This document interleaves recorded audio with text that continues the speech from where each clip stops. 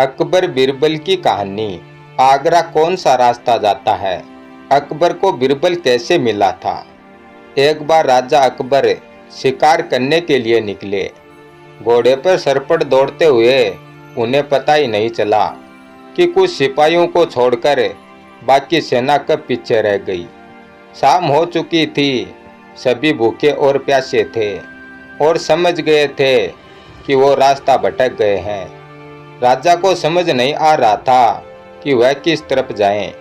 कुछ दूर जाने पर उन्हें एक तिराया नजर आया। राजा बहुत खुश हुए कि चलो अब तो किसी तरह वह अपनी राजधानी पहुंच ही जाएंगे।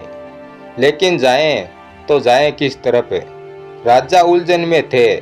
वह सभी सोच रहे थे परंतु कुछ समझ में नहीं आ रहा था।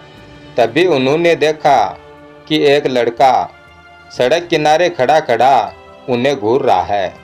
सैनिकों ने यह देखा तो उसे पकड़कर राजा के सामने पेश कर दिया।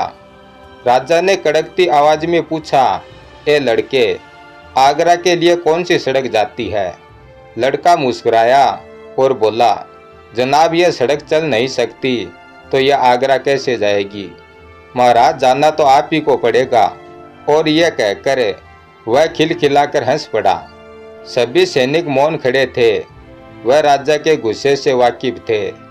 लड़का फिर बोला, जनाब, लोग चलते हैं, रास्ते नहीं। यह सुनकर इस बार राजा मुस्कुराया और कहा, नहीं, तुम ठीक कह रहे हो। तुम्हारा नाम क्या है? लड़के ने उत्तर दिया, मेरा नाम महेश दास है। और आप कौन हैं?